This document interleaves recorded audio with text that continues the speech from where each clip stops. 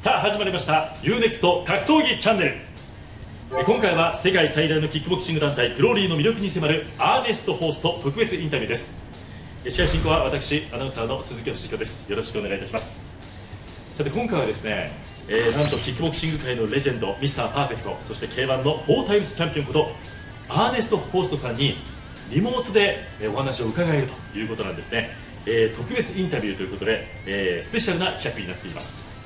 また4月30日開催のグローリー854人制ヘビー級ワンナイトトーナメントについて勝敗予想も聞いていきたいと思いますので、ぜひ皆さんご覧ください。それでは早速参りましょう。それではアーネストホーストさん、よろしくお願いいたします。よろしくお願いします。ホーストさんはもう日本でもおなじみ、世界のファイターでもありますが、日本の思い出はいかがですか？My memory for Japan is, there are so many good memories because as a fighter, I came the first time in 1993 at the first K1 in April, and already that was for me a big thing because going to Japan was like a dream. And now, more than 30 years later, I still come to Japan and I still enjoy coming to Japan. So that is for me very special. Yeah, Japan has become a really important and a special place for me. ホーストさん、この後トレーニングだっていう話も聞いてるんですけれども、今も試合したりはするんですか？ No. I'm not. I have to do. I call it a kind of kickboxing aerobics training, and just another training myself, but a teaching. But I also participate in the training. なるほど。さあそれではですね、グローリーで行われる4月の4人制ヘビー級トーナメントについて伺いたいと思いますが、まずこのワンナイトトーナメントですが、ホーストさん、このトーナメントに関してはどういうふうにご覧になっていらっしゃいますか？Yeah, it brings back the memories from K1, of course, and it's also interesting for me to see how the fighters will cope with the circumstances of fighting in a tournament. Because I often think back about the K1. That's exactly 30 years ago now. Because the first time I fought in the tournament, I'm sure I was the best fighter, but I did not win. And later I learned how to fight in a tournament, because fighting in a tournament is different than just one match. And I wonder how the other fighters will cope with that. And I don't know if Glory will do a tournament like this every year. Because then you can see how the fighters will change, how they will change their tactics. なるほど。ズバリそのワンナイトトーナメントを制覇するポイントっていうのはどういうところでしょう？ Yeah, that's the key point is, of course, the key point is winning. But and then winning without getting injury yourself. And that is not so easy, of course. Depends also on your opponent.If I think back about the first K1 Grand Prix in 93, I had two hard fights. One first with Peter Aerts, and the second one with Maurice Smith. And in the fight with Peter, I hurt my right hand. In the fight with Maurice, I hurt my right leg. And then I had.A little bit time, only maybe 10 minutes, and then I had to do the final with the Branko Sikotic. But I had a problem with my right hand and my right leg, so I was not good concentrated, and then I lost by a knockout. So I told myself this will never happen to me again. So my concentration became better, and all the finals after.The first one, I won. All the tournaments, I won 8 tournaments in total, and I was nine times in the final, and I won 8. So losing in the final, the first tournament was a good learning moment for me and the rest of my career. ワンナイトトーナメントで結構ヨーロッパのキック界ではどのくらい行われてるんですか？今日珍しいんですかね？ Not that much. I think now they started it up again. Of course, it was very popular in Japan. But in Europe, let's with GLORY, for example, I think now they started to the tournaments a little bit more again. But in Europe, it was more about the one matches. そうですよね。なるほど。そして今回エントリーしている4人のファイターたちについてなんですが、注目している選手はいますか？ Basically, Tariq and Lewis are, very interesting fighters. I saw them training sometimes. なるほど。この4人の中でどうでしょう？ホストさん、優勝予想というのはできますか？Maybe Lewis, but it's always hard to say. It's always, but I think Lewis have a chance. そのチャンスがあるっていうのはどういうところでチャンスがあると思いました？ Because he's a complete fighter with good KO in his hands and in his legs. So that's why I think he has a good chance. なるほど。そして、現王者についてもお話を伺いたいんですけれども、リコ・バーホーベンの強さについてどういうふうに見てらっしゃいますか？Rico is, he's a very good fighter, of course, and he's champion for a long time already. What also says to me that the current heavyweights are not that strong, because otherwise it would not be possible for him to be a champion for so long, although he is a very good fighter. But of course I like Rico. He's a good guy, nice guy. But I also think that it's time for a new champion, because I think that's good for the sport. なるほど。これだけ長くチャンピオンであるリコ・バーホーベンですけれども、ホストさんからご覧になってどこが穴だと、もし他の選手が攻略するとしたらどこがポイントだと思いますか？ That's a good question. I think nobody really puts pressure on him, so nobody keeps on attacking him. Most fighters are conditionally don't have better condition than Rico.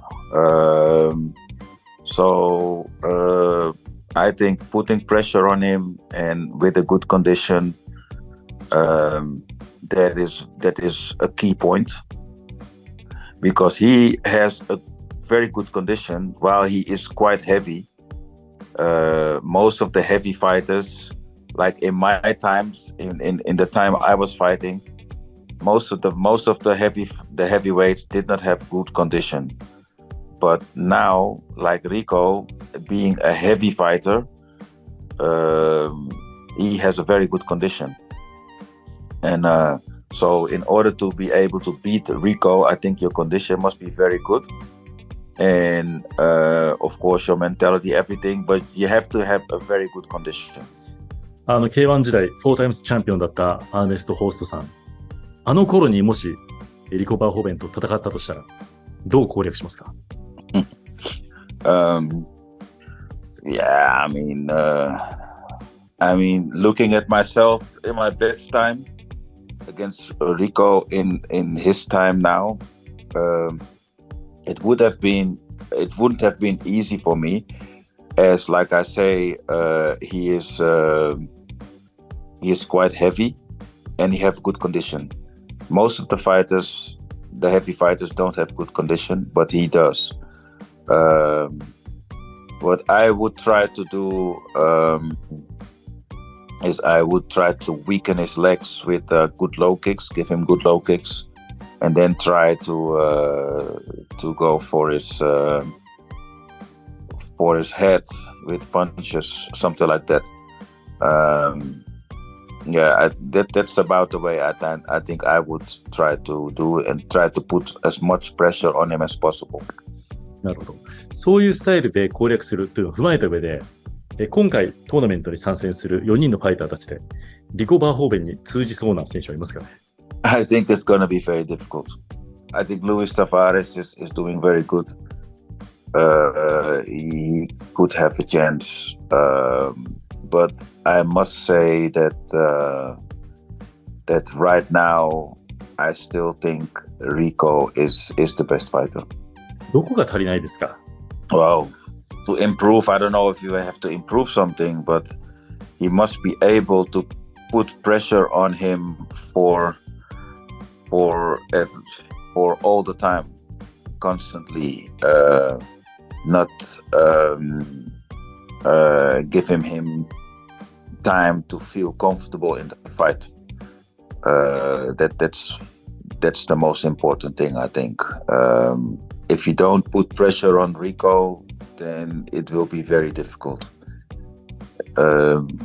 Like Badr Hari put pressure on him, and then Rico had a problem with that. But if you don't put pressure on him, then it's gonna be hard to beat him.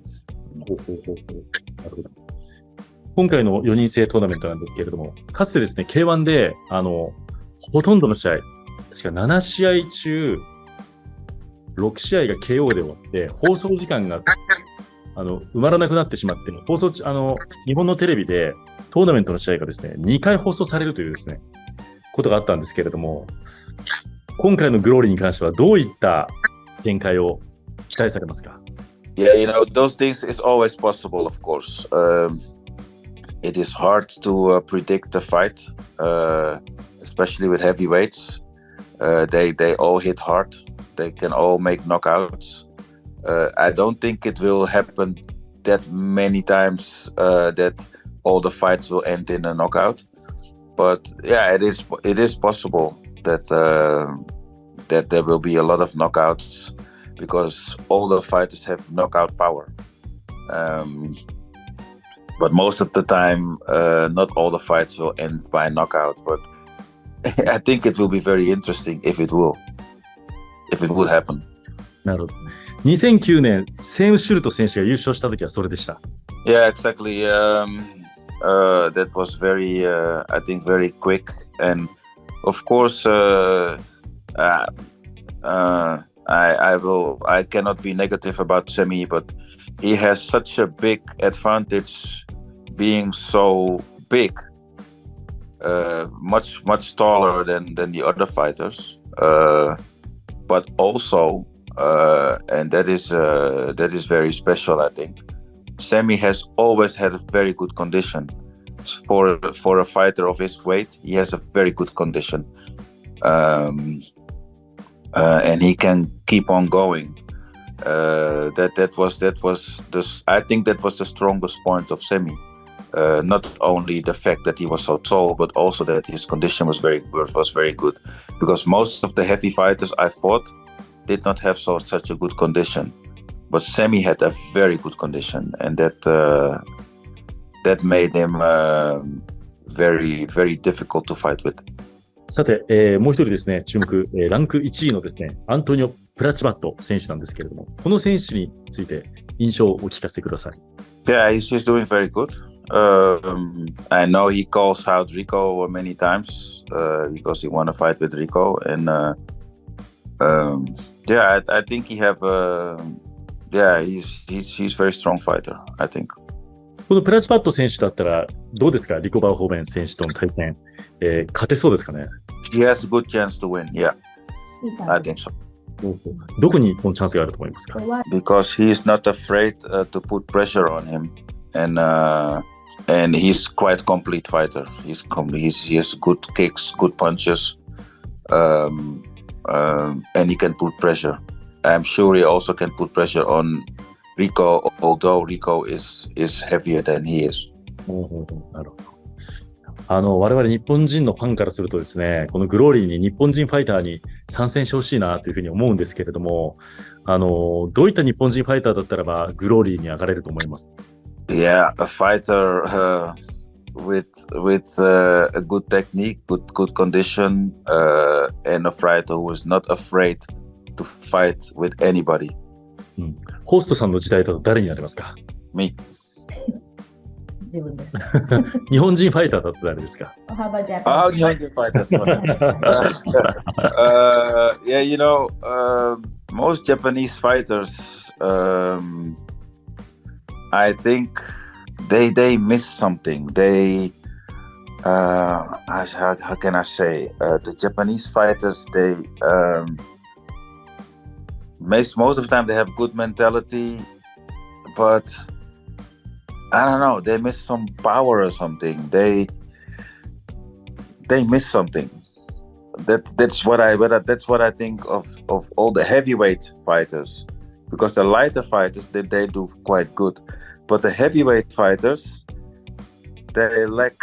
I don't know if it's fighting spirit or something like that. They miss. And that's why I think that they will always have a problem in becoming the best. Maybe I don't know. It's no. Most that of course there are many natural heavyweights in Japan because Japan is big enough. But at some point, I have the feeling they lack something. They miss fighting spirit or something like that. It's still difficult to see what they exactly miss because the lighter fighters have it, but the heavyweight fighters they don't have it, in my opinion. 今後グローリーにおいて、どういった階級によってまた違うと思うんですけど、ヘビー級ファイターに関しましてはどういった若手に出てきてほしいなというふうに思いますか？Well, a fighter who is not afraid to fight, a fighter who wants to take a risk, and who is exciting for the audience, and a fighter with heavy hands and heavy legs. Let's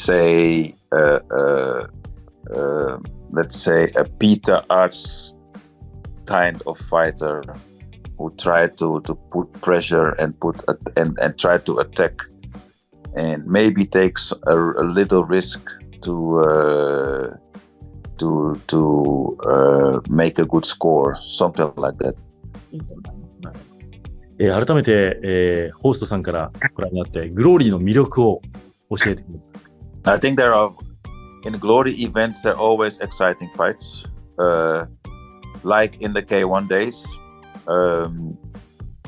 You cannot expect all the fights to be exciting, but I think most of the fights will be exciting to watch for the viewers, and